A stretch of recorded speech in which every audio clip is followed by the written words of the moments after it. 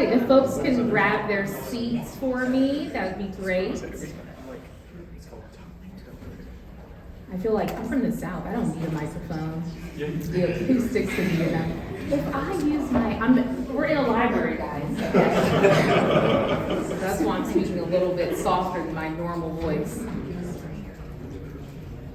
All right, so good afternoon, everyone. My name is Elisa Valentine. I am the Broadband Policy Director at Public Knowledge.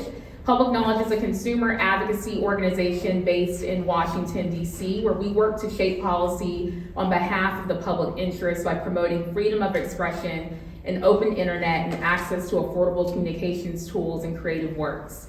I'm thrilled to be back at my alma mater, Howard University, where I earned my PhD in the Communication, Culture, and Media Studies program, which we call the CCMS program.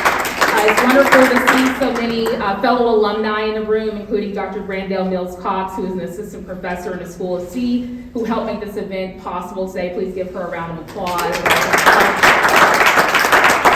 Also, I see in the audience Dr. Dominique Harrison, who also works in the tech policy space and is a graduate of the same program from Howard University. Hello, Dr. Harrison.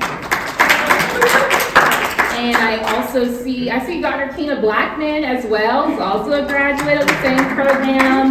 Dr. Lamina, one of my former professors, and is also teaches in the School of C. And just because we're at Howard and there's so many alum in the room, I have to do a little call and response. HU, you know. And to everyone else, we say, welcome to the Mecca. Howard University has historically been and continues to be an incubator for creativity in a world that attempts to diminish voices that challenge the status quo. A beacon of truth when lies are amplified and monetized, and a defender of justice in a society that seems to confuse power with righteousness and silence with peace. Howard does not simply respond to the moment. The institution shapes it. It prepares and equips journalists, attorneys, entrepreneurs, and creatives with moral clarity and proves that excellence and ethics can coexist. So that's what brings us to today. Looking out in the audience, I see leaders from think tanks, from civil rights organizations, from Capitol Hill, federal agencies, DC government, academia, students, and beyond. And you all are going to be guided in a conversation by policymakers and policy influencers back to the year 1996, which was not just a year when Mariah Carey was topping the charts and when blockbuster movies were dominating our movie nights. It was also the year of the landmark Telecommunications Act of 1996. A sweeping reform that marked a bold step towards our digital future, carrying the promise of greater competition, rapid innovation, and expanded consumer choice. What felt like a moment of boundless technological optimism continues to influence our communications landscape today, especially as millions of households remain on the wrong side of the digital divide, as consolidation reaches unprecedented levels, and as local journalism continues to decline. But I do want to remind folks that the question of who owns, who controls, and who regulates our communications infrastructure didn't start with the Telecommunications Act of 1996. It was also top of mind in 1967 when the National Advisory Commission on Civil Disorders, appointed by President Lyndon B. Johnson and later became known as the Kerner Commission, investigated the causes of widespread uprisings across the country. The commission warned that systemic neglect of Black communities and the failure to center Black voices in our media was helping to drive our nation towards two societies, one Black, one white, separate and unequal. Similarly, as highlighted by our colleagues at Free Press in their Media 2070 project, which I hope to hear more about from Joe Torres today, the Chicago Commission on Race Relations was established to investigate the causes of the 1919 riots and to recommend ways to prevent future unrest. And in 1922, the commission issued a report examining the factors that contributed to the violence, including the role of the press. That report highlighted the case of Eugene Williams, a Black teenager who was sailing on Lake Michigan when he drifted into the unofficial whites-only waters. Witnesses reported that a white man threw rocks at Eugene in his raft and caused him to drown, yet the police arrested a Black man instead, and riots followed. And what later followed was a stark example of how misinformation and bias shaped both media coverage and public perception. And we can also think about the work of Ida B. Wells, one of the most courageous investigative journalists in American history who spent decades exposing the horrors of lynching. She documented how mainstream newspapers ignored atrocities and the systemic violence against Black communities. She taught us how much our communications ecosystem is about power and justice, and these questions remain inseparable from the questions about the future of our democracy. I'm really excited to dive deeper into this conversation today with our incredible guests, where we'll explore issues related to the digital divide, what's happening at our federal agencies, and the broader challenges and opportunities shaping the future of communications policy. So let's dive in. So first up, do we have Dr. Moffitt? Is she here, or are we going to? Oh, perfect. All right, so first up to give welcome remarks from Howard University, the Dean of the Cathy Hughes School of Communications, Dr. Kimberly Moffitt, who leads the School of C, which houses bachelor's, master's, and doctoral degrees in fields such as public relations, advertising, journalism, media management, and legal communication. The School of C also houses the Annenberg Honors Program and the Center for Journalism and Democracy. And Dr. Moffitt also earned her PhD in Mass Communications and Media Studies from Howard University, so she falls into that same category of people that I just named earlier. So please welcome Dr. Moffitt to the stage for brief remarks.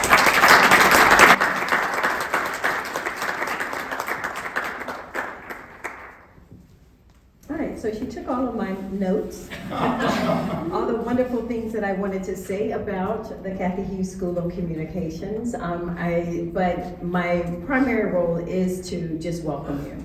And thank you so much for being here. Thank you so much for seeing the school and Howard as a place where these types of conversations should be happening. We certainly are doing it in the classroom, but we love when we can see it extended outside of the classroom for us to learn more about ways in which policy and the work that we do in communications blends. So I just wanted to make sure that I thanked Public Knowledge, or as I was on the elevator, I heard PK, so I guess I'm supposed to say PK instead. I want to thank PK for seeing us as a place to hold this monumentous anniversary of the Telecommunications Act. I remember where I was in 1996. As a student of communications, learning about, as it was all unfolding under President Clinton, learning more about what was next. And truthfully, maybe it was age, but I saw this as a great thing, because promoting the level of competition to benefit consumers was spot on. I'm wondering how many of us predicted what else would happen in terms of all of the major corporations deciding to circumvent some of that and becoming mega corporations and imposing again on consumers what came out of as a result of the act. But there's still so many good things that we've learned, so many good things that I think are still important and at the helm. I would say where we are in our political landscape right now, something like the Telecommunications Act is even more important for us to be having the conversations that we are having and making sure that we do center what the rights and responsibilities of consumers are, and certainly protecting the way in which communication gets disseminated in this country. I will stop there because I had a list of things to say about how fabulous the School of Communications was. And even though that has already been shared with you, again, it is a fabulous place. I am loving being able to return home and serve in this capacity to represent the school, but also to help lead it into the next generation for our future journalists, communication scholars, and communications leaders who are thinking about the way in which policy impacts communication as a whole. So thank you so much for being here today, and I am looking forward to being in the seat listening and learning from those of you who are doing this work. Thanks. I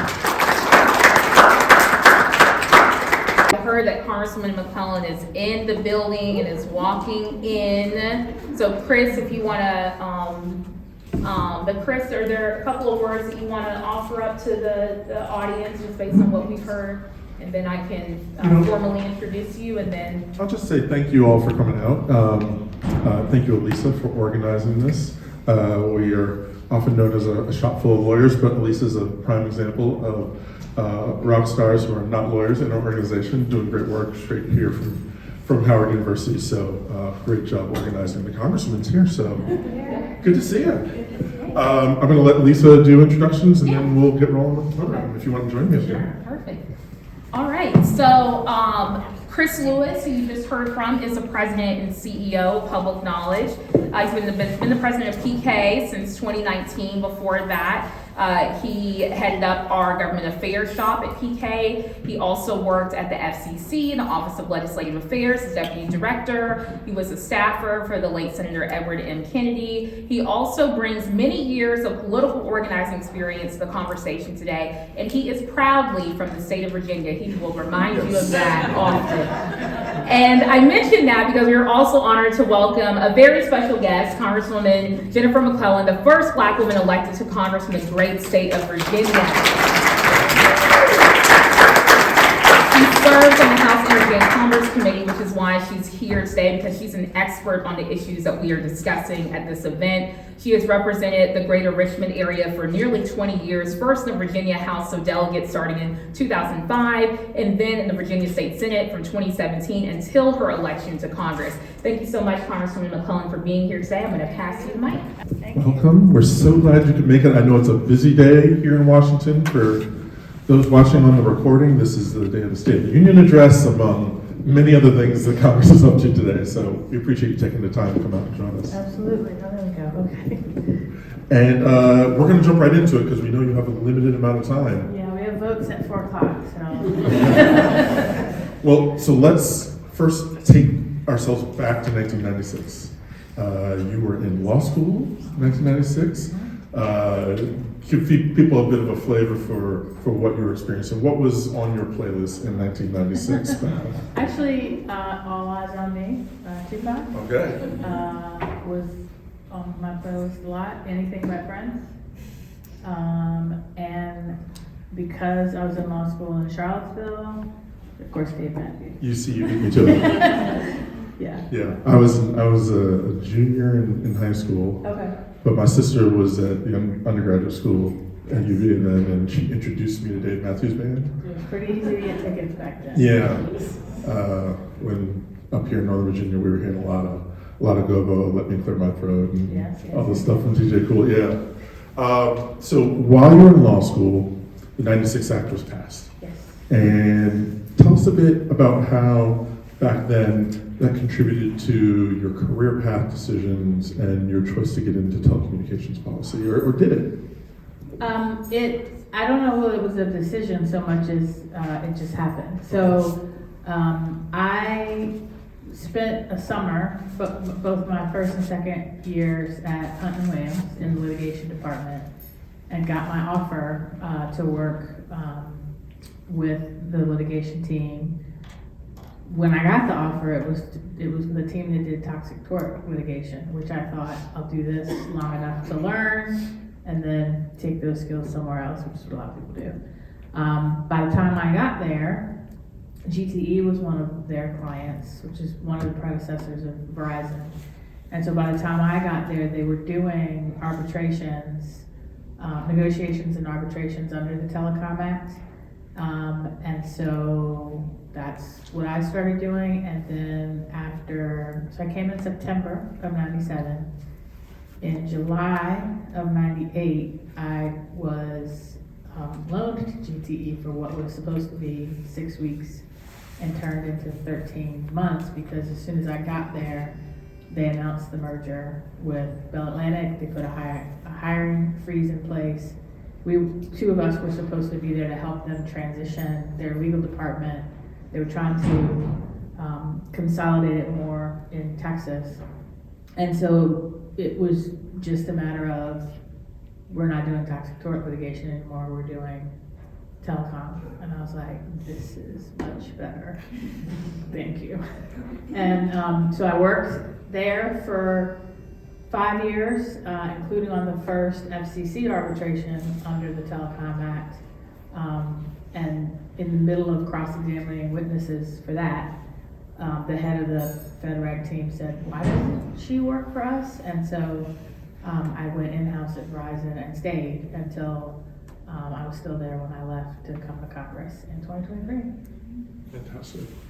So taking it forward, or actually reflecting on that experience, years at Verizon, You're also in the state legislature, a very notable career in our state legislature in Virginia.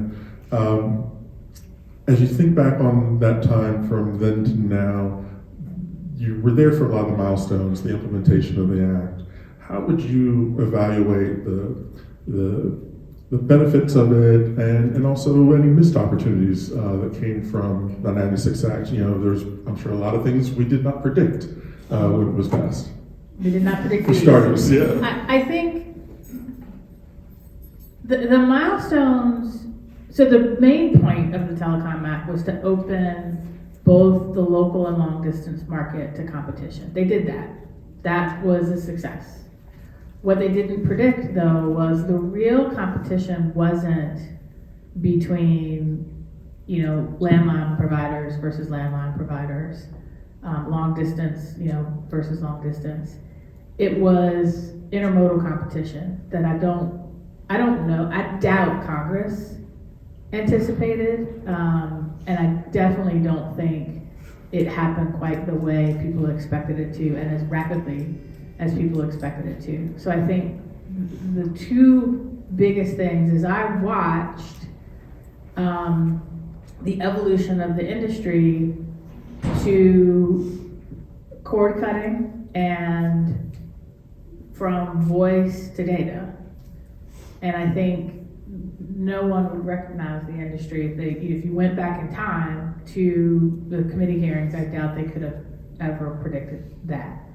The second piece is you went from, and there was this great cartoon that I had in my office of, do you remember, not Dewsbury, Bloom Country? Yes, Bloom Country. Yeah, okay. They had this great cartoon of all of the characters pretending like they were in Star Wars and all excited about the Rebel Alliance winning, and then they came up on the Death Star and it was AT&T.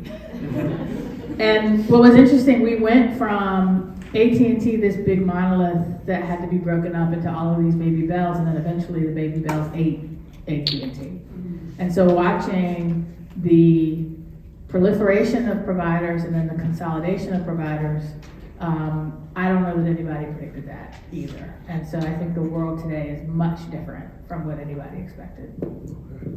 So fast forward, now you are representing our great Commonwealth, the state of Virginia, in Congress. Thank you for your service, but especially your service on the Energy and Commerce Committee, where you can bring your expertise to bear on federal policy. And as we look out in the audience, we have all sorts of folks who have worked on the last 30 years of telecommunications policy, who've been working to ensure we close the digital divide. Talk to us about, now in your role as a Congresswoman, what legislative reforms you think are needed to help us make broadband access more equitable. That's a great question. I think there are a couple. First, we have to have federal investment, significant federal investment, because the communities that are not connected are the most expensive to connect. Otherwise, they'd be connected by now.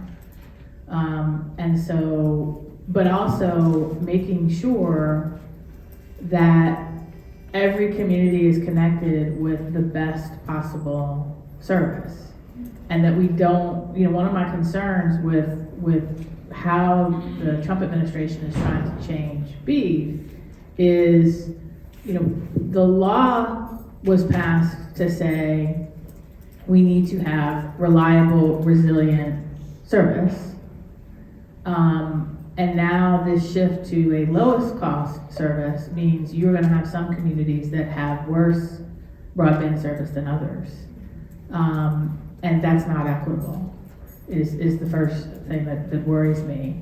And then, not necessarily for connection, but if you look at the workforce, if you look at who are the technicians, who are the middle managers, who is in the C-suite, before DEI was a thing, Ivan Seidenberg, as the CEO of Verizon, said, I want my workforce to reflect the diversity of my customer base because that is good for business.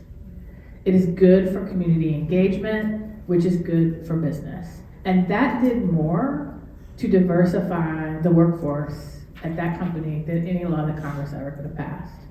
We finally started to see the industry as a whole. There were many times I was the only woman in the room. I was the only person of color in the room, especially in the legal department. And we began to make a lot of progress in the industry. And now, with this war on DEI, with this consolidation where it's like this amalgamation of network providers and content providers and a weaponization of the FCC to roll back diversity, equity, and inclusion, now has undone or will undo all of that progress, while at the same time making it harder to connect those communities that historically have been underrepresented in any infrastructure, whether it's broadband or economic development or anything else. And so making sure that we combat that is important. So picking up on that, we have seen last 6 months, 9 months, a real erosion of consumer-focused programs at the FCC. We know last week there was a vote on a proposed change to the Lifeline program, which is, for folks who don't know, a low-income subsidy for phone service, but has benefited connectivity. Of course, we lost the Affordable Connectivity Program now 4 years ago. There's recent changes at the FCC to the broadband nutrition labels, which provide transparency and information to consumers.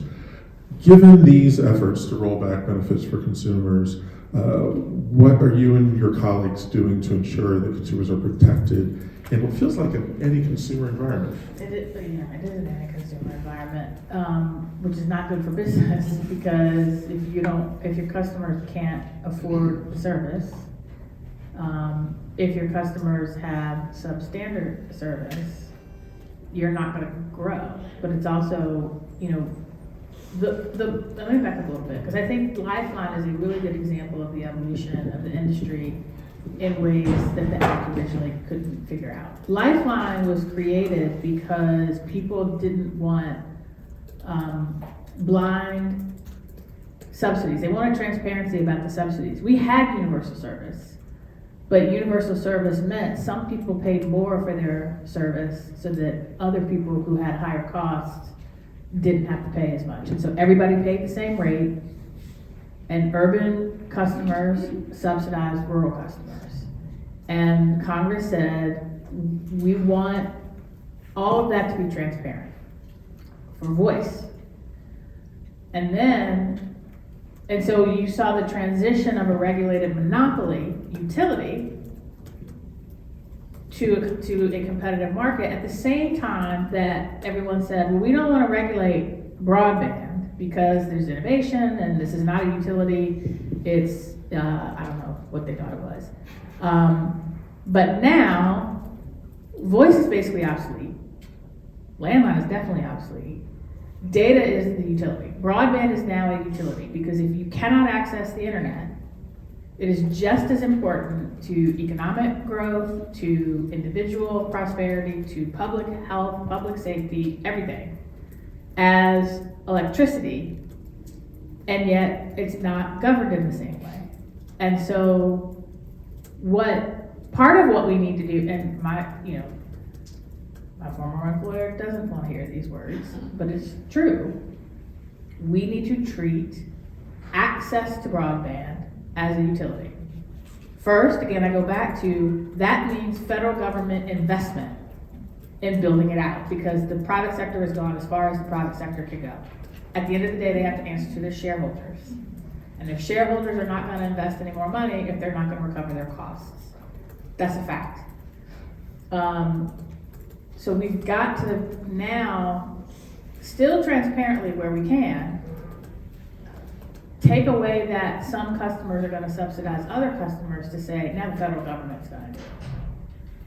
And if we don't do that, then you're going to have this necessity priced out of reach, and if it exists at all in the community, in ways that we don't want. We're not having that conversation in Congress. number one. Number two, we've got to modernize the Telecom Act. Again, this was not envisioned. I do remember in 2005, at a legal conference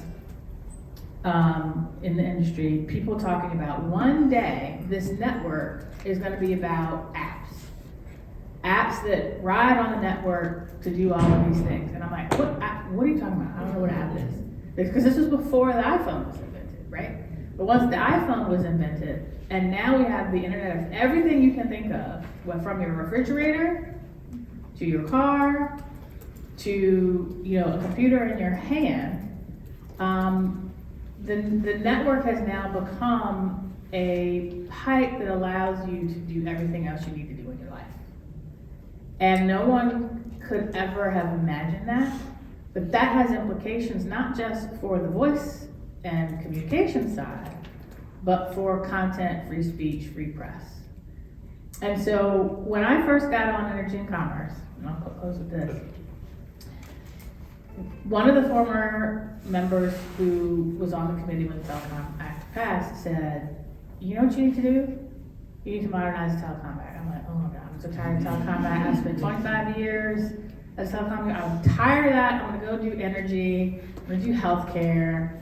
And then I was like, okay, I gotta get on CAT because I understand it. Then in the very first, the oversight hearing, or the oversight markups, the very first hearing we had, I had an amendment that said part of our oversight will be investigating and preventing the weaponization of the FCC to quash free speech and free press. And in the debate, it became very clear to me, nobody knows what they're talking about.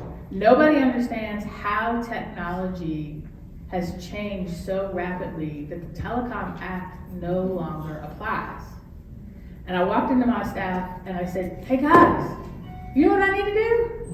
I need to modernize the Telecom Act. And they were like, I thought you didn't want to do that. And I was like, now we have to. Now I'm very excited about it. I'm probably the only one. But we need to do that. Are we talking about it on the Communications and Technology Committee? No, we are not. So we need to. Fantastic. And I can't thank you enough because I know you started your career with Verizon and they don't believe that broadband is utility, but we do, and we're so proud that you're out here saying it because it's essential for all the reasons that you said. You already touched on what's happening with DEI and the First Amendment, so I won't dive into that. But we have under 10 minutes left. I know you need to go. We're going to open it up to questions, and we're going to start with a student question. But before we do that, I want to make sure you have an opportunity to share anything that you want to leave with this audience today. How many folks are just Howard University students here? Because I know we got a lot of telecom professionals here as well. All right, so we do have some students here. As Virginia's first Black woman in Congress, it's Black History Month, you're here at Howard. What do you want to share with these students about and leave with them about the work that you're doing, the work that we do with public knowledge, this important field? Well, I would, first I have to pay homage to the importance of Howard in my own family. My father graduated from the School of Divinity here in the 1950s, and my grandfather graduated from the law school here in the late 30s, early 40s. So just whenever I'm on this campus, I think about what they saw in their lives. My dad will be 100 years old this year. And so I think about, as somebody who took my oath of office on the same Bible that he kept his poll tax receipt in, I just think about how far we have come. I also think about how the war on our history, in part, is a effort for us not to understand how far we've come and how far we still need to go. Broader than telecom, but I say this to every opportunity I get in front of students. In a government by, of, and for the people, government only reflects the perspective of and therefore meets the needs of the people who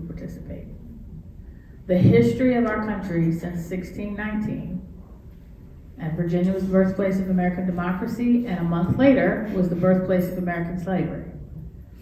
The history of our country has been, how do we make the ideals upon which we were founded true for everybody? And we have made extraordinary progress, and I wouldn't be sitting here as the first Black woman elected from Virginia if we hadn't. But every time we make progress, there is a backlash that involves three things: violence, propaganda, and voter suppression. We are in the mother of all backlashes right now. And to young people who I know think, why should I bother? Because I get asked that all the time. Why should I bother? My vote doesn't matter. The planet's dying. I'm never gonna get a job that'll pay off my student loans. I'll never be able to afford a house. Why should I care?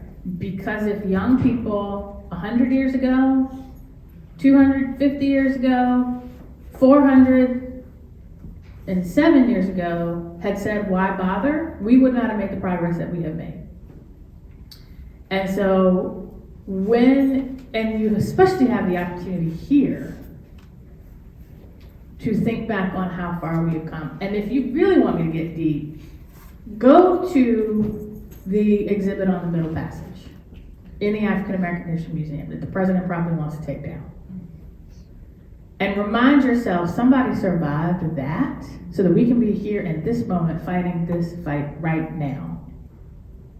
250 years later, after a man who owned human beings said, all men are created equal, he meant men, and endowed by their creator with the inalienable rights of life, liberty, and pursuit of happiness. We owe it to the people he owned. We owe it to the people that made it through the Middle Passage to not give up on that dream. Thank you for not giving up on it.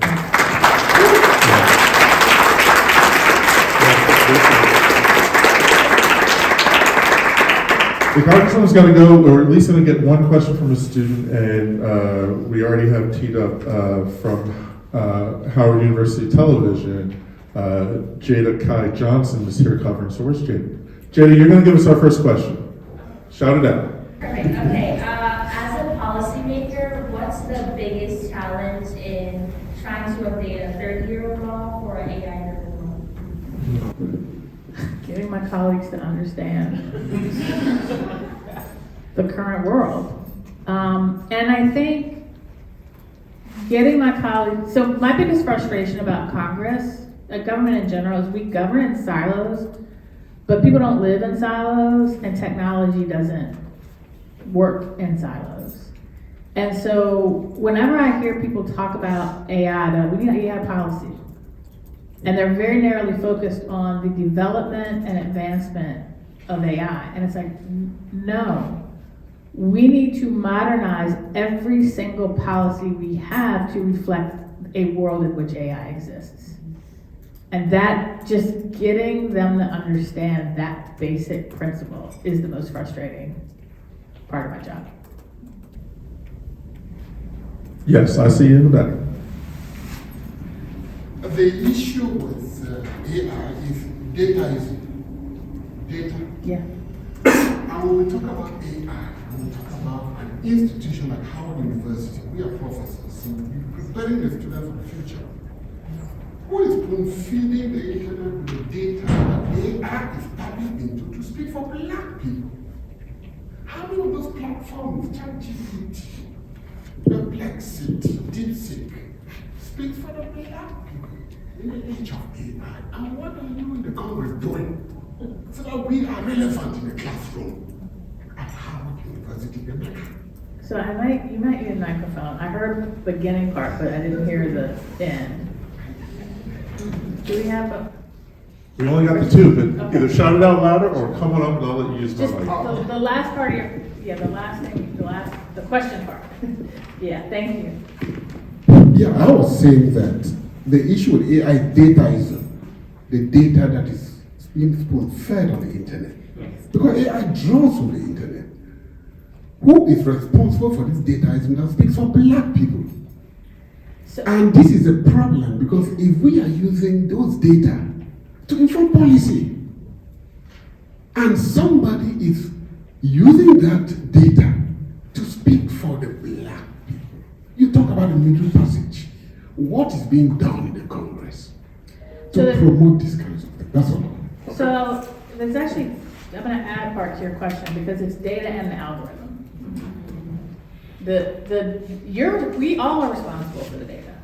Every time you put anything in your phone, on the internet, in a computer, when you buy, anytime you use the internet, you're generating data. So the data is coming from all of us, and then the algorithms that are created by human beings and computers that have a bias is then searching and using that data to create something, whether it's put something on your feed, whether it's, machine learning to say, let me analyze all this data and come up with an answer to a question. But if the algorithm itself is biased, then it's like, it'll take data that is not biased and spit out an answer that is. That's actually the bigger danger. The Congressional Black Caucus and our chair, Yvette Clarke, has been really focused on trying to ensure that we remove bias in the algorithms. We remove bias in the development of the algorithms for that very reason. So that's one piece of the puzzle. The second piece of the puzzle is everybody gives every website permission to use their data and then complains, why does everybody have my data? So I think, and complains about data privacy, rightly so. I think we need to create more transparency around when you use the internet. How many of you get this big long legalese, looks like a contract, you skip it, you go to the bottom and you say agree? We need to come up with a way to make what is in that document clear and transparent to say, whatever you put in here, you are giving someone permission to give that data to an algorithm for whatever purpose they want. And we can't seem to do that as a Congress in a way, like there is bipartisan agreement, we need to do it. There's not bipartisan agreement on how to do it. And I don't know what it's gonna take to fix that, but at least we're having that conversation. Other than the Congressional Black Caucus, no one is talking about how do we make sure the algorithms aren't biased. I'm sorry, we're gonna have to cut it off there, but Yes. thank you so much. We could do so much, we could go so much longer. We really appreciate you taking the time out to join us. And you just gave yourself more work, not just updating the Telecom Act, but privacy law and algorithmic we got a lot of work to do. So we look forward to having you back for more conversations. So thank you. Thank you all. As we transition, please thank the congressman, and we're going to have our panel come up. So, thank you so much to Chris and Congresswoman McClellan. That was a great conversation. We are going to kick things off again with talking about some music, taking us back to 1996. So you already heard a little bit from Congresswoman McClellan, also from Chris Lewis. So I want to ask y'all to get into the 1996 mindset. Now, some of this, there's some students in here, so they were not even a thought in 1996. But what is a song that was released in 1996 that describes the work that you've done in the policy space? And after you answer that question, if you can tell us a little bit about yourselves and the work that you do. So, You start with me. yes. Oh, gee, thanks. I don't describe me, but when she said 1996, I had to look it up, and that was the year the Macarena. Yeah. And I was flying around the world telling people about the internet, and I guess that kind of describes me. I'm Larry Irving. I worked in the Clinton administration. I was on the point person for the administration on the 96 Telecom Act. I'm currently doing a lot of work on AI through NERC. I was just recently the chairman of PBS. I'm still on the board of PBS, and I'm on the board of the Texas Tribune. So the whole question of media bias, algorithmic bias, and getting folks into this revolution has been something I've been doing for about 40 years.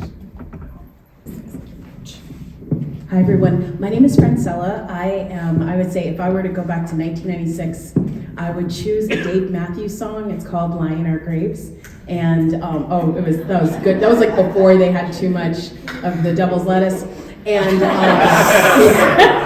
and it's parts of the song that they talk about, like, I can't imagine that we'd be lying in our graves wondering like what we could have been, or if we spent our living days well. And so I'd like to think that my time in tech policy, that I honestly am thinking for us to put in our best effort, and also that song is a reminder to give ourselves grace when we don't get it right. In terms of the work that I do, I actually sitting next to Larry right now. I have to say, many moons ago, before I met him, I totally used to geek out because I had cited his work in some of my research. And so it was a very long time. It was probably like 5 years before I actually got to meet you in person. And so it's a really big honor to not only be sitting next to him on the stage, but also next to Brandon and Joe and so many amazing advocates in the audience. So I do want to make sure that we're like lifting up the work that you guys are doing as well. And then finally, in terms of what keeps me busy, most people know me from my work on broadband. I also do a lot of work on data privacy. I drift in between research, behind the scenes strategy work, and most recently working on engagement strategy for the Internet for All programs for NTIA. So I'm really excited to be here, and thank you again for the invitation. Sorry, I'm working on the record. Sorry. My name is Brandon.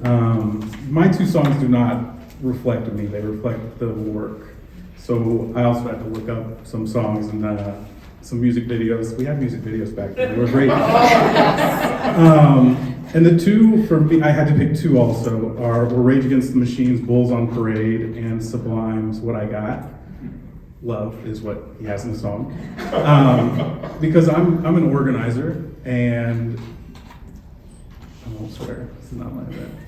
But we're trying to mess things up. I think for a lot of people, they get involved in these fights that can be funneled into policy fights that are much bigger than just about policy or legislation. The way they enter is with anger, with rage about what's happening to them or to their community or their family members.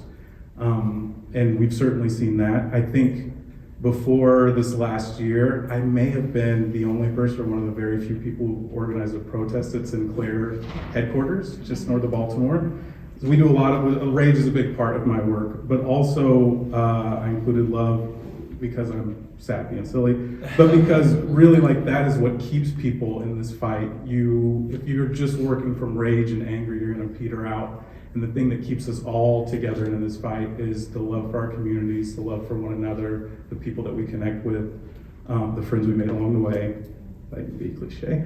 But yeah, and in my role, I've had a lot of different roles. I've always been an organizer, but along with like organizing protests at Sinclair, I've helped facilitate National Lifeline Coalition, which again is like this community of policy nerds, but it's like this lovely community of you can see the genuine friendship and affection that the folks up here have for one another and the folks in the audience.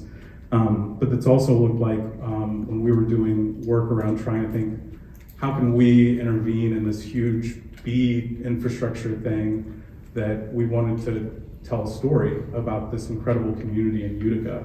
And so we made this documentary about this beautiful community that had an incredible history with technology and telecommunications. And today, like during the pandemic, couldn't broadcast a church service to keep people safe. But that was a story about love and the love that community had, and the way that the love that the community had for one another made things more possible than what the policy landscape would otherwise. My name is Joseph Torres. My song I picked was Twisted by Keith Sweat. You know, Keith Sweat. You know, was that? If you're in DC, Keith Sweat's always appropriate. Of course, Keith Sweat is always appropriate anywhere. You know, so like, I'm born and raised in New York City. I came to DC around this time. I was a young reporter covering Latino issues for a Latino publication. I'm already exist. And I started getting twisted being here in DC, you know, because I started covering Congress, and this is when Clinton was up, you know, like just unleashing, creating the immigration forces that we see now with Operation Gatekeeper in El Paso and Hold the Line, and I think San Diego. He got rid of, he worked on cutting welfare for legal immigrants who were legalized immigrants. So like, But during that time, the 96 Act, really, a couple of years later, I started working for the National Association of Hispanic Journalists. And even though I was a journalist, I didn't understand, I knew all this consolidation was bad, but I couldn't tell you why, right? I said, well, I know it's bad, but why? You know, I was a journalist working for journalism, the National Journalism Association. Journalist Juan Gonzalez became president of NHJ in 2002. And he was also concerned about media consolidation. He actually ran on platform on this, and him and I together started to write about this. We released a white paper in 2004 to try to organize journalists of color at the Unity Journalists of Color Convention to challenge media consolidation, because this is not just only, it's about our communities, you know?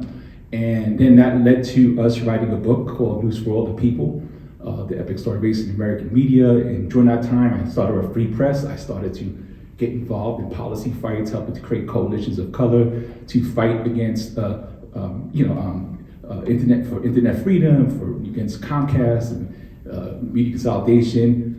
2020, I helped to co-found with my colleagues at Free Press, Black Leadership at Free Press, the Media 2070 Project, which is a media reparations project, and reparations is about redress, racial redress. And now I'm continuing, the idea, like, this work for me is personal, you know, because I feel like I'm really learning about my own challenges in life, and the idea of my parents came from Puerto Rico and how racial hierarchy has subjugated Puerto Ricans. And so, like, I continue to learn more about me because this work and more about the struggles. I feel like this is life and death issues, you know, we're talking about, you know, and so, and currently I'm continuing to go deeper on the scholarship. I'm a business scholar, just announced it soon at Annenberg, at a school at the Mike Media Quality and Change Center. I think you went to UPenn, right? Oh, not you went to Harvard. And you're on the basketball team. Yeah, remember, yes. So we talked about the stadium before, playing there. And I'll stop there. That's what I do. Thank you so much. So Joe, you kind of picking up where you just left off, the Telecommunications Act of 1996 reshaped the communications landscape with that promise of competition and of innovation, greater consumer choice. But 30 years later, we've seen unprecedented consolidation, as you just mentioned, declining local journalism and digital platforms that concentrate narrative power in the hands of a few corporations. So from y'all's perspective, and whoever wants to start, you know, feel free. So Larry, I'll have to pick on you first if you don't want to. But how did the Act lay the groundwork for the communications ecosystem that we're living in today? And also just thinking about y'all's depth of experience, where do you believe our current debate falls short? Is it statutory language? Is it regulatory authority? Is it political will? Is it political understanding, as we just kind of heard Congresswoman McClellan talking about, or is it enforcement? So I'll start because I was involved, and I'll take some of the hits for some of the and some of the things that worked well, some things didn't work well. The 96 Act didn't happen in a vacuum. It didn't happen in a moment. It happened over decades. I saw it on the Hill, and this is going to make me feel very old looking at this crowd. I saw it on the Hill in 1983. The Lifeline program that we've been talking about, my then boss, who was chairman of the Progressive Black Caucus, a gentleman named Mickey Leland, was the reason that the FCC adopted Lifeline. So there would have been no Lifeline but for Mickey. Broadcast EEO, cable regulation, cable deregulation, cable regulation again, all happened between 1982 and Bill Baxter. I was a smart from Harvard, I went to Stanford. But I love Howard Law School because my cousin's a professor here, and I'm now a member, I gotta give my Howard props. I'm a member of the Howard Law School AI initiative, because if you look at civil rights, it started here. If there was no Howard Law School, most of us in this room would not be in this room. Let's be very clear on that. But it was a progression of ideas. Bill Baxter was the antitrust AG for Ronald Reagan, and he broke up the bill operating companies. Bill operating companies wanted to get back together. All of that was in play when we got to the 96 Act. In the Clinton administration, we had a different viewpoint. We saw a lot of the media fights, and God knows, none of us were in favor of more media consolidation. We saw the bell companies versus the long distance companies. We were trying to figure out a way to get those folks to compete. We knew the cable, we had just re-regulated cable in 1992. We did not want to deregulate. We figured with competition between the telcos and the cable companies, certain things would happen. What we really want to do is unleash innovation and unleash investment in the infrastructure. So I don't want to filibuster, so let me go real quick. This morning I was at a meeting, I'm on the board of something called the North America Liability Corporation. We keep the grid safe. So if you turn on your lights in the morning, thank me. Because if they come on, we're the ones who will make that happen. But we're looking at standards with all these data centers and AI and all the investments happening there. There will be trillions of dollars of investment in the infrastructure. When you think of the 1996 Act, the thing that I think is most salutary about it was that it unleashed hundreds of billions of dollars of investment in the infrastructure in the 1990s. These phones we have now, the fiber optics, all of the things that you take for granted today would not have happened but for the 1996 Act and the work that the FCC and the Clinton administration undertook. Now, one other thing that I always want to make sure people understand. In 1996, there were 40 million people on the planet on the internet. In 1999, half the world had never used a telephone, half the world lived 2 or more hours travel time from the nearest telephone. The work we did deregulating and thinking about the internet and proselytizing about the internet and going around the world saying this old telephone system isn't the future, that unleashed power across the rest of the world. 69 nations privatized their telephone networks between 1996 and 2000. That would not have happened with the US leadership. And the rest of the world followed those 69 nations. Lots of good things happened. And one other great thing happened, and I will take some credit for that, and that's the E-rate and the whole concept of the conversation about digital divide. I am credited for coining the term digital divide, and I'll take credit for that because I come from, like my friend down here, from New York. I remember in the 1980s when we started Lifeline, and 1 out of 4 people, including which I was born, Brownsville, Brooklyn, did not have a telephone in 1985. 1 out of 4. And I did not want to see the same thing as happened to the telephone after the internet surfaced. So 3 great things happened. We got to refocus on making sure on universal service and what that meant. As my friend Blair Levin likes to say, we had 3 things we needed to focus on. We got none of them really right. Affordability, access, and usability. And before we finish this, we need to talk about the ability, utilization, how do we make sure that people not only have access, but can utilize. We got the internationalization of telecommunications, we privatized, we lowered costs. And the third thing that we did, we invested tons in the infrastructure. And the Congresswoman McClellan was right about one other thing. The wireless revolution absolutely changed, a game changer for all of this. What she did get wrong, though, and please don't tell her I told her, tell what Chris said, what she got it wrong was that nobody envisioned this. I will send any of you who would like a 1993 report. The first paragraph says, imagine, and something along the lines, imagine you could hold in your hands a device that was a telephone, a computer, a camera, and you could see the world, you could shop from it. We knew this in 1993. We could see what was happening. And the reason we unleashed the power of the 1996 Telecommunications Act was because we wanted to realize that future. We needed the investment to make that happen. So I just want to jump in really quickly just to make sure I add a little bit of framing for people who don't work in policy. And I feel like maybe this is because when I don't spend my time in DC, I travel to a lot of communities, so I want to make sure this isn't really plain language.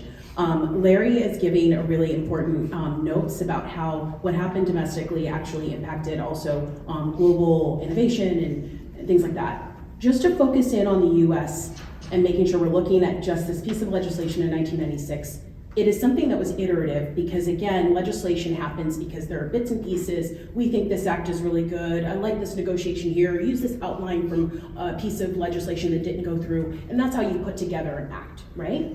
So when we're looking at the 1996 Act, it was actually built on the 1934 Communications Act, which was built on legislation from the late 1800s in 1910. And so essentially, this is like, every time you're adding a layer on something, remember when there are cracks in the floor of the foundation and you add legislation on top of it, you will always have deficiencies that are difficult to cure.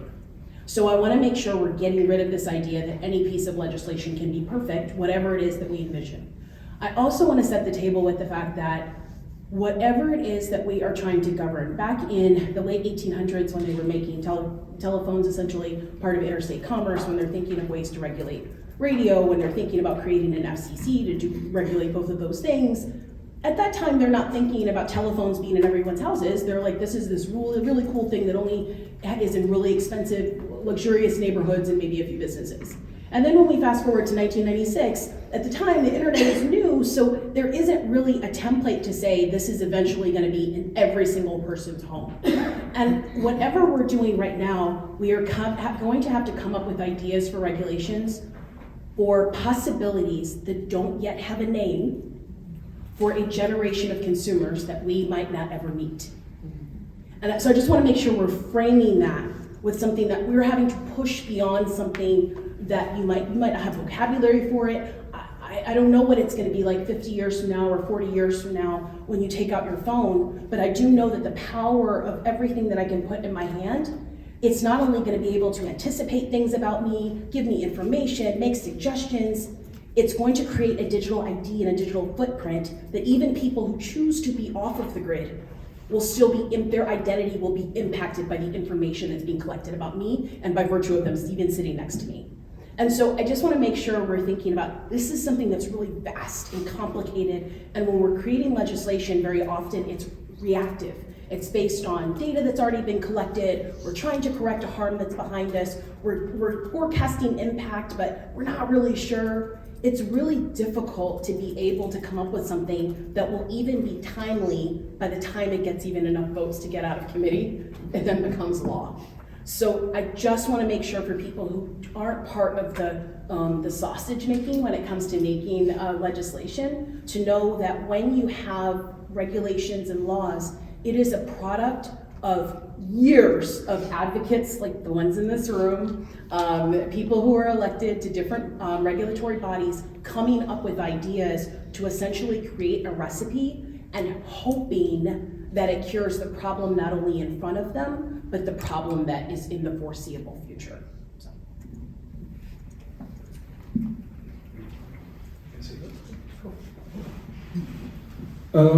Yeah, no, the 1996 Act, when it comes to the media side, was disastrous. I feel like if we ever get out of where we are today, and we have to do an autopsy of how we got here, all the factors that contributed to this moment, you have to include the 1996 Act as a part of the reason we're here.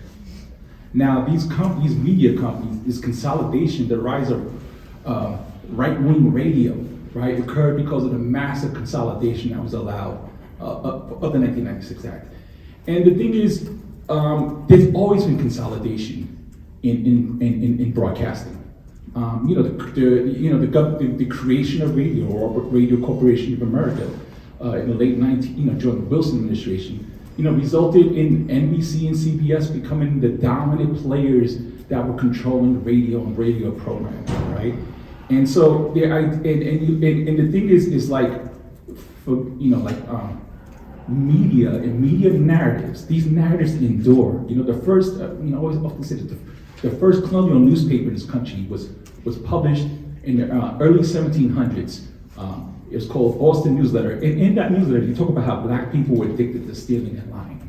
Like, these narratives endure because they are part of a political project, right? And the political project is upholding racial hierarchies. And so our media system is an active, powerful participant in upholding racial hierarchies, right? And so now what we see now, it's also, the 1934 Act, it turned, the 1927 the Federal Radio Commission turned over, there's all these colleges and folks who were trying to become broadcasters. In this city, Rufus P. Turner, in 1925 or 26, became the first Black, he was a teenager, to have a broadcast license before it was commercial broadcast license. In this city, he broadcasted out of the Catholic Church, the oldest African American church in DC, right? And the first Black person, a radio broadcast station installed, right? So the idea, there were folks in the Black community and Latino community who were engaged in broadcasting, wanted to become broadcasters, right? And then, what did they do? They turned over control of radio into the hands of companies that were upholding radio. I mean, you look at the history of NBC and NBC programming and who were the managers of it. you see is steeped in racism. And here, this is like 1927, right? And so the idea, I'm gonna stop here, Lisa, is like, we have not dealt with the history of race, of segregation in our media policies, right? It is built on racial segregation. When that Federal Radio Commission came along, no black or brown people got broadcasting. It's like they had licenses 1934, same deal, right? All these segregationists were getting licenses in companies that were profiting off of segregation. You know, like ABC in 1953 bought, Paramount bought ABC, Paramount Theaters, and Paramount Theaters were operating segregated movie theaters. Now, how is that in the public interest for a company to own broadcast stations that operate in segregated movie theaters? But there were segregationists who were only controlling the airwaves. So in 1927, this is the history of WTOP. It was originally a Klan station. This is the Washington Post. It was a powerful station. It was a Klan station. In 1927, it's a water license, right? And the thing is, we have not reckoned or redressed the history of segregation in our media system, in the ownership and control of these broadcast stations. And I feel like that's the reason why we're still here, you know? It's hard folks to follow. I think, you know, for me, I really want to answer the second part of your question of where our current conversation is falling short. Especially given the kind of context that Joe has given us, that like what we're called to do is yes, like we have to figure out policies, but also like we're trying to solve for issues that are bigger than policy questions. And I think unfortunately, from my perspective, we ask for too little. We don't demand what our communities deserve, what we need, what we want. And I think, unfortunately, we think that like change starts at Congress, and that is nothing to be further from the truth. That is sometimes where change goes to die, that's sometimes where change is codified. But oftentimes, even us as advocates, when we are trying to advocate for policy or legislation or regulations, what we're starting at is the bare minimum that we'll accept, which means that we're negotiating against our own interests and against our communities, and we're not actually demanding what we need. And we don't even demand like what we were promised. Who here has like really strong, local, diverse, and accessible media in your community? You can maybe point to a couple examples, but like, isn't that the whole point of what the FCC is supposed to be giving us? It's just not doing it. And this current FCC is like a joke. And so I think, for me, I think the most important thing is that we should at least start with what we want. We should start with our dreams, and if we have to negotiate, we can negotiate down. But we can't start at just like, we can't start at that place where it's like, well, we just got to figure out what we're going to get in that last bit of sausage. And the sausage, we got to start with like, let's start with the whole cow that we want. Let's demand what we want. Let's start from a reparative process, from a reparative framework. That's not ever going to happen. I mean, I know we've made pushes and pushes and pushes to try to get kind of reparations through Congress. We've got starts and stops, but like, we need something that starts more broadly. We need something that is starting not just in Congress, but in the culture, to be able to really address these harms that we see. Because otherwise, like what we see is that the only thing that has any pull in this society is capital. And unfortunately, with the 96 Telecom Act has created more and more concentrated capital. And so that means that we have less and less power. And so we have to build power and demand what we want. If I could just a point of clarification, I am never ever Of course. saying about watering down your dreams. No. That's not it. That's not it. But what I do know is that when I showed up, I'll tell you, because somebody who pulled me aside and I sent in an FCC filing, I didn't put the margins as the right something, and somebody was like, Francella, you have really good ideas, but they won't take you seriously if you don't observe these protocols. And my whole point is, if we're talking about legislation, then we also have to be aware of how do you actually use the vessel that we're talking about. Absolutely. I am a person who has traveled to many cities and communities and would never suggest that Congress is where you go to like generate great ideas. Certainly, no disagreement. One other thing I'm going to add, and I spent 10 years of my life on the Hill and 7 years in administration, and have spent my life trying not to be on the Hill or a lobbyist since I've left. But it is imperative that people of color talk to the members of Congress about the issues they care about, with facts, with data. It wasn't National Association of Black Journalists, National Association of Hispanic Journalists, National Association of Black-owned Broadcasters, LADAZA, lots of organizations bring me data. Most of what we did wouldn't have gotten done. Lifeline happened because another Howard grad, my cousin, was a law professor at Howard University. Patricia Worthy was the head of the PUC here in Howard, and in DC, and she brought me data about why people didn't have telephone service, and said why Link Up and Lifeline were necessary in the 1980s. We need to be there. For young people in this audience, and for those of you who have had influence with members of Congress, the next time you watch C-SPAN, next time you watch a congressional hearing, look at the paucity of young black people behind the members. When I was on the Hill in the 80s, Ralph Everett was a black chief counsel, Senate Commerce Committee. Tony Cook Bush was at the Senate Commerce Committee. I was in the House Commerce Committee. We were the people making the decision. Anna Gomez was at the House Commerce Committee. We were the people making decisions. Representation matters, not just in elected officials, it matters in who those elected officials hire. And one of the dirty little secrets about Washington, and it's still true today, and somebody will get mad at me saying this, black members of Congress have this tendency when they get really smart, really good staff, to keep them on their personal staff. The growth of that staff will be when they go to committee staff or leadership staff, and we have to create a generation, another generation of young black, brown, women of color who are staffing those members of Congress, bringing a different perspective and understanding what's really happening in our communities. So, just sticking with the now and picking up on a few things that you all said, we're really witnessing an unapologetic attack on black and brown communities from this administration. And we're seeing it a lot in the broader communications ecosystem as well. We're seeing some actions at the FCC, but just to name a few, and some of these things were things that Congresswoman McClellan brought up. There's various investigations, I'm putting quotes around that, investigations and pressuring of companies into their diversity practices. We're seeing the removal of considerations related to diversity, equity, inclusion from various reports and economic analyses. We're seeing the arrest of journalists like Don Lemon and Georgia Fort, where you saw the dismantling, illegal cancellation of the Digital Equity Act, also last May. So with all that in mind, do you all think that the FCC or even NTIA, that they're operating within this kind of idea that we're talking about as it relates to public interest? And as it relates to the FCC, are we seeing this agency be weaponized? That's what we heard Congresswoman McClellan say earlier. So is that something that you all agree with or that you disagree with?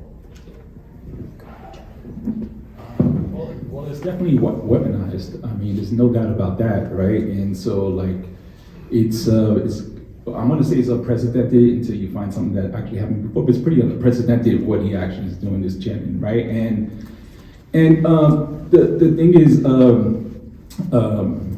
with this is like the attacks on DEI. We've been trying to integrate these institutions and have integrated these institutions to some degree for the past 50, 60 years. It wasn't until the 1960s where the courts recognized the basic human and civil rights. Once again, that was one Jordan Reconstruction and lost with Plessy versus Ferguson. 1960 was the chance to open these doors to integrate these institutions. And why it's a danger is because even though these institutions, I make the argument that we need to have something better than them, but we go into them, and I work on one of these institutions, trying to represent our voices of our community, tell a better story, and doing the best we can within the circumstances of companies that offer just bottom line driven, right? But the thing is, it's like, but we do challenge and contest meaning. We're always, it's hard for the people in power to control meaning. We're always contesting it, right? And those who own the infrastructure are also ideological in their own, they're also ideological projects as well, right? They're part of the ideological makeup of what's going, contesting power as well, they're maintaining their own power. And so what's happening now, because 2020, with all is the DEI commitments that these companies made, there's also a recognition that they were failing to actually address our communities 55 years or 60 years after the Civil Rights Act is passed. It was still failing to adequately address issues of race. And many of them it was still seen as being in the public interest for them to have broadcast stations, even though they were failing critical parts of the community. If you're in Washington, D.C., if you're in New York City, you're in Philadelphia, you're Los Angeles, who are you serving with your broadcast stations, right? Who is the public interest, right?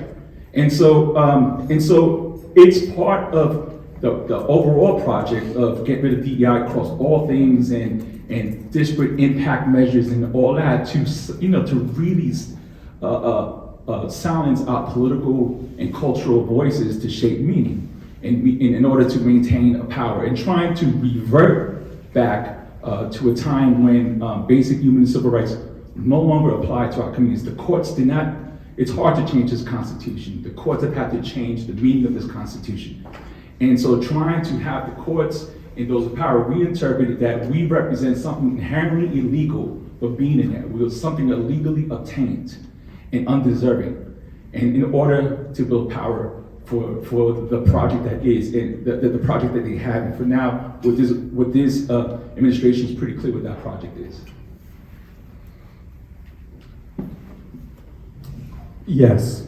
Yes, it's been weaponized. Yes, it's unprofessional. Yes, Brendan Carr is a joke that should be ashamed to go home for Thanksgiving. I think, so I mentioned that I think I'm probably the first person that organized a Sinclair protest, but I certainly was not the last. And so I think it's clear to everybody that the FCC had been weaponized in a joke. I'm from Wichita, Kansas. Wichita's one of these small, small cities that's a microcosm of the US. So it's the kind of place where you might test out a new fast food restaurant. But it's also for me my stand, people are showing up in the street in Wichita, and I'm oh, S word, because I'm still not sure if I should cuss at this, not my event. Oh dang, this must be real, and it's not just I'm the organizer and I'm yeah, protest, rage. It's this is my mom's out there. And so when my mom, who just retires a letter carrier, I just love her, I saw her as I say that, shows up at the protest at not even an ABC, because in Wichita it's not an ABC, it wasn't even Kimmel station. They showed up, they were good enough that they found what is the Sinclair station that we do need to show up, even though it's not ABC. And also we're gonna show up at the ABC one because we want everybody to know. I think that it's clear to just your normal, everyday Kansan that it is a joke and it's been weaponized. But I think that also it's very clear they're following, it is unprecedented, but the playbook that they're following is very precedented. The attacks on DEI are often the dog whistles that they use because they can justify, they can use racism to justify it because they know there are enough racist people in the country. But we also know that when they cancel DEA, the Digital Equity Act, because they say it's a racist law, that the things that they're attacking it for because it wants to make sure that veterans and seniors also have equal access to the kinds of skills and utilization support that they need. And when we see the attacks on Lifeline, we know that Lifeline has, in general, has higher uptake in red states and in some of the blue states. And so these are awful and racist and sincerely racist attacks. I believe in my heart that Brendan Carr in his heart is POS racist. But I think that also the impact of their bad policies, that it impacts all of us, and sometimes it disproportionately impacts the same folks that empower them to be there. But yeah, I could have just stopped at yes. I'm sorry, yes, it's a joke. It's undemocratic.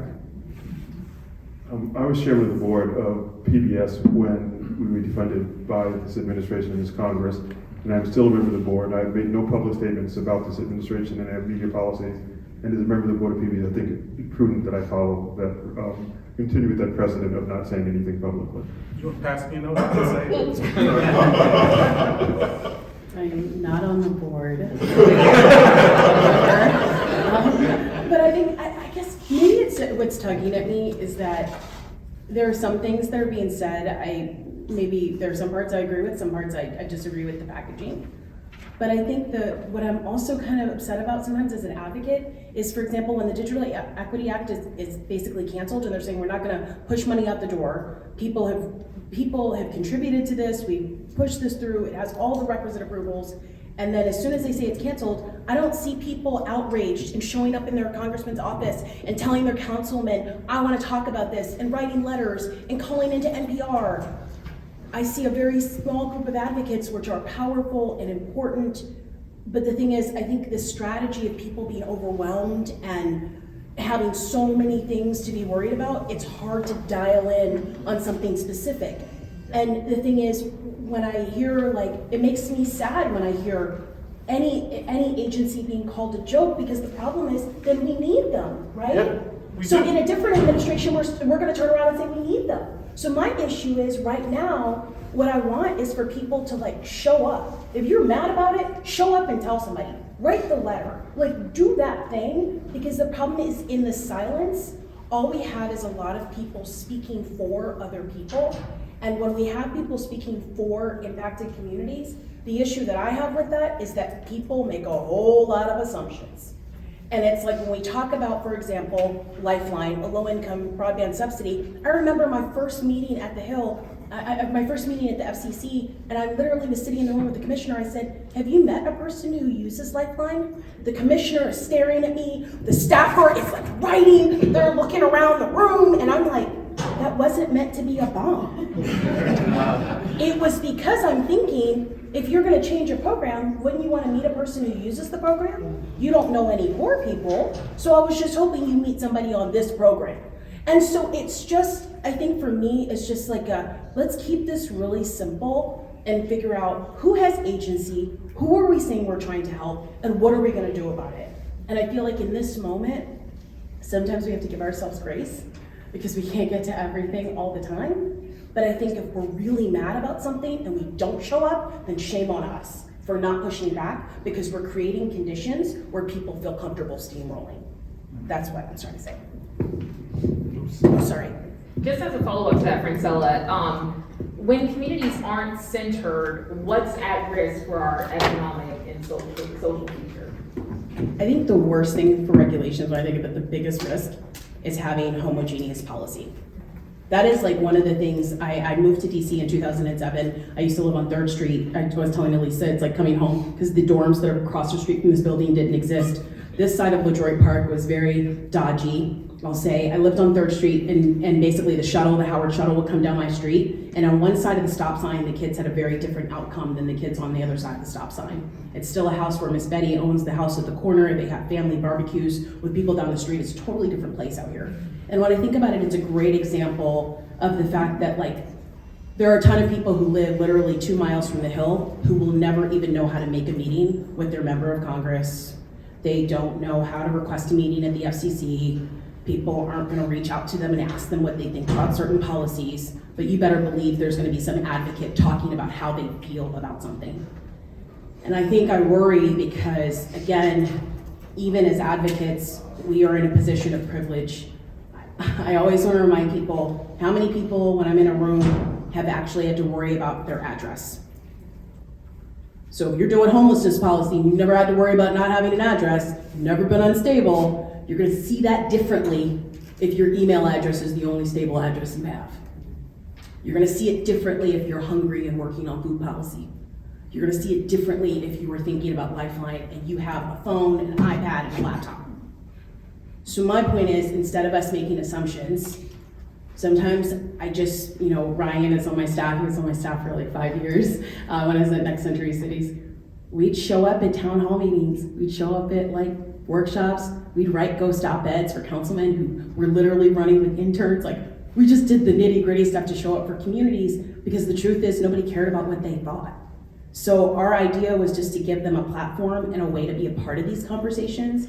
And I think with these organizations that have a lot of resources, I just wish people would spend just like $1,000 in your budget this year to say we're gonna go to a city council meeting, or to go like talk to someone in the neighborhood that's part of the impacted communities that we're talking about, because then we make fewer assumptions and we can actually be a vessel and give people agency, instead of just saying they're counted, we're speaking for them, and then we're wondering why our policies are deficient when they actually get passed. And on that note, I do want to just flag that hopefully in a few weeks, PK is going to release in cooperation with NTIA and NEDA's blueprint for equitable digital participation, where we did exactly that. We've gone around the country and have talked to impacted communities about their experiences as it relates to broadband affordability and broadband adoption. So we'll be sure to email that out to this group because we have all the list of attendees. So I want to end with some optimism-ish, sort of. So if we can predict the future of communications 20 years from now, when the Telecommunications Act of 1996 turns 50, what do you hope the communications ecosystem will look like as it relates to broadband, media, or even AI? And what role do you hope communities, including the Howard University community, will play in shaping that future? Well, I hope, this moment now is showing all the things that needed to happen. I mean, we have to fix how we got here, right?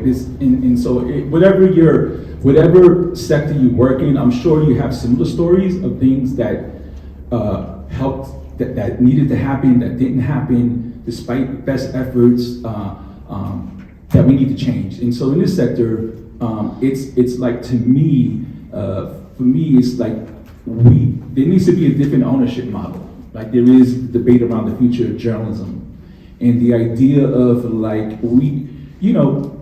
it's great to debate in this country about healthcare and whether we should have do we need a basically not-for-profit kind of healthcare system like other parts of the world have, right? Is the health and information needs of our community, should it be primarily served by for-profit corporations or newspapers that are owned by hedge companies and stuff like that, right?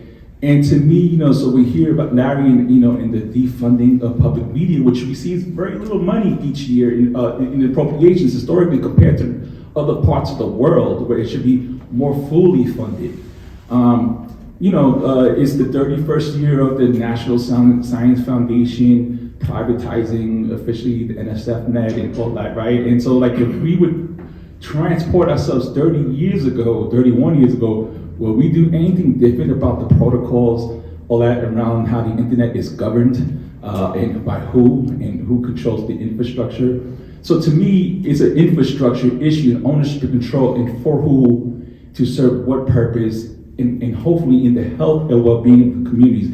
In that there's greater accountability, like the public has greater accountability, has the ability to hold these institutions accountable, right? That we really don't have now, because and so I'll leave it there. A different ownership model altogether that is not predicated on just maximizing profit. There is space for a non-commercial, publicly controlled, democratically run, where people have greater say over how it functions. And that's what, and to me, that's part of, and then when it comes to our communities, there needs to be, especially, Media 2070 and the history of anti-Blackerism, there needs to be repair, there needs to be redress.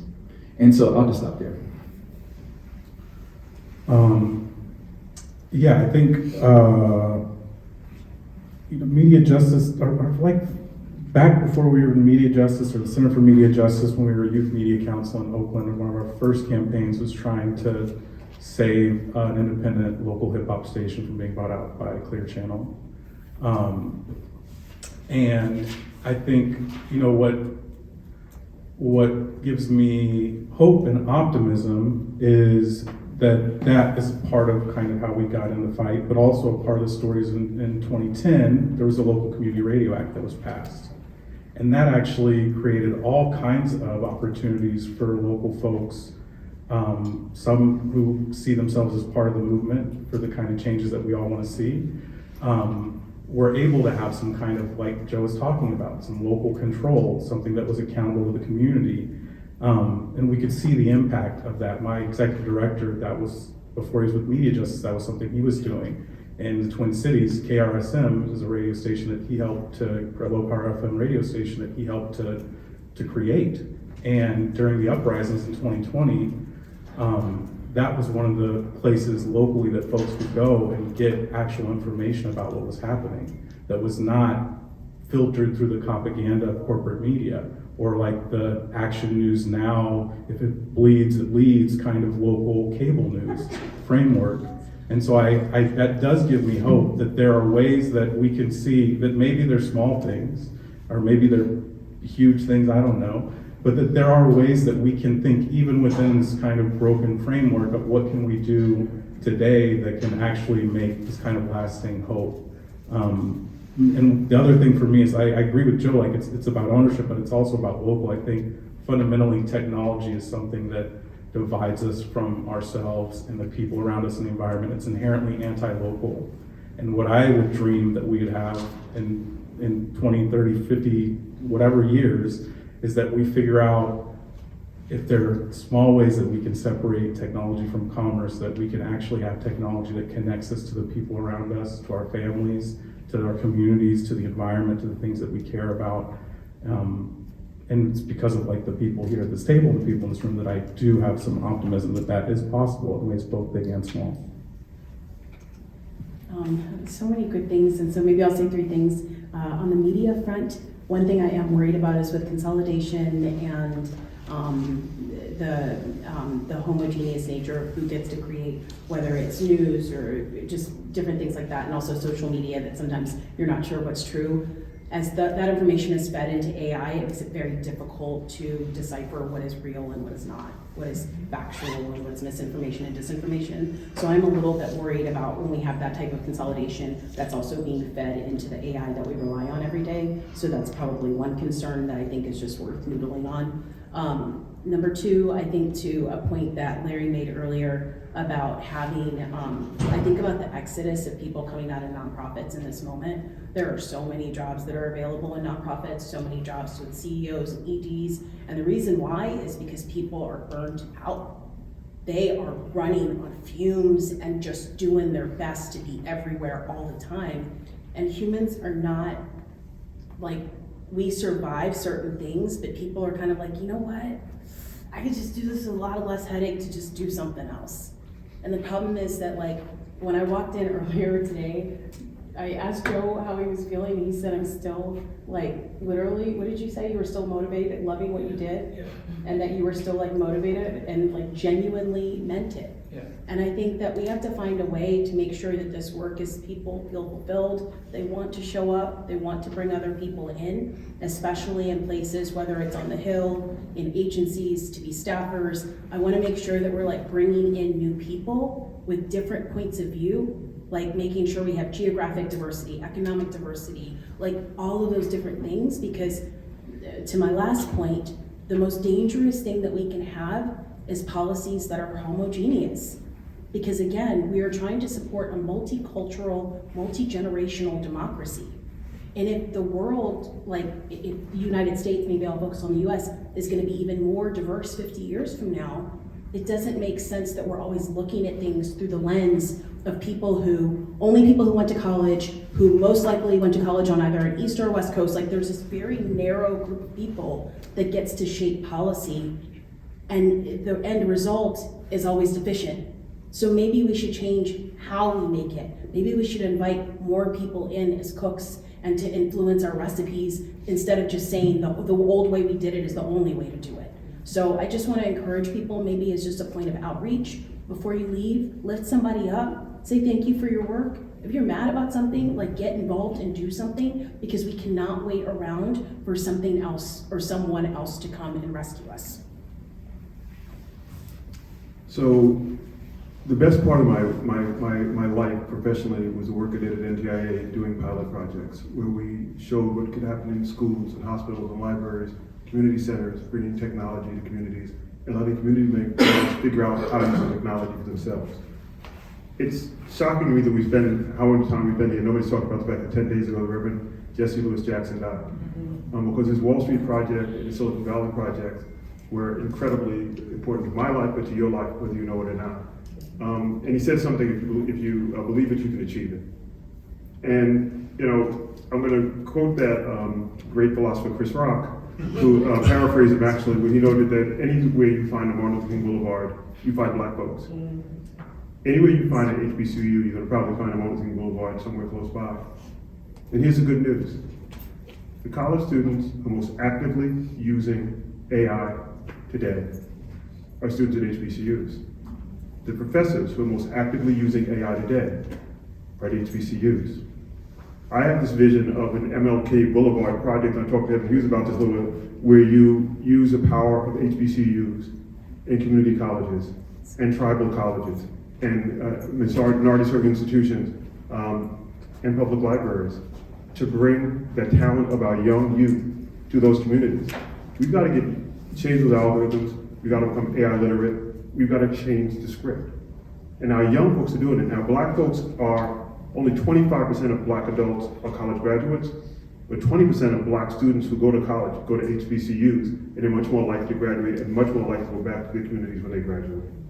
We need to take that power. Right now we're at Howard University, one of the great HBCUs. I'm going to be down at Houston-Tillotson in a few weeks at an HBCU AI conference. I'm going to try to get my folks from Stanford and bring some of the talent from the West Coast and cross-fertilize with that talent. We can do this. We can do this because we can learn from the mistakes of the internet revolution, and we do this because we're at the beginning of the AI revolution. And if we don't do it, shame on us. And I want to make sure on that note that I plug Courtney. Is she in the room from our team? Courtney, she's still here.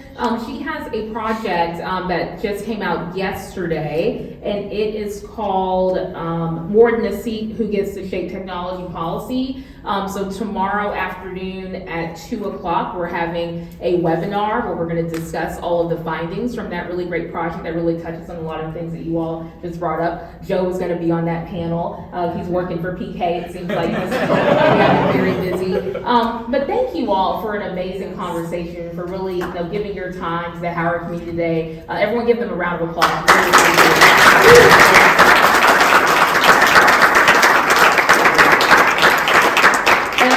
Way over time, so we're not going to have time for questions, but if you want to bug the panelists now, you can. But I know Chris is going to have a couple of closing remarks for us really quickly. All right.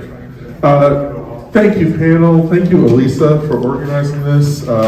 We are over time, so I'll just say really quick, thank you, Howard University, for hosting us, the Communications School, Dr. Moffitt, and the whole team here. We really appreciate you opening your doors to us for this important conversation. For the folks in the room, for the students, for the folks watching online, this is being recorded. It'll be on our YouTube channel in a couple days, so please share it, spread the word. These are important conversations, and I'm sitting over there in the front row taking notes because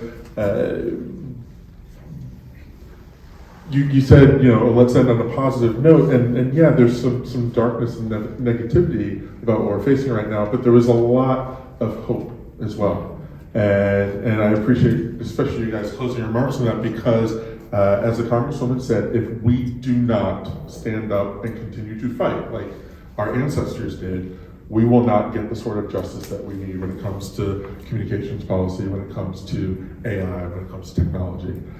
So we're going to keep getting up every day and fighting at Public Knowledge. I know all of you are. That's why we have you up here. So please check out publicknowledge.org to stay in the fight.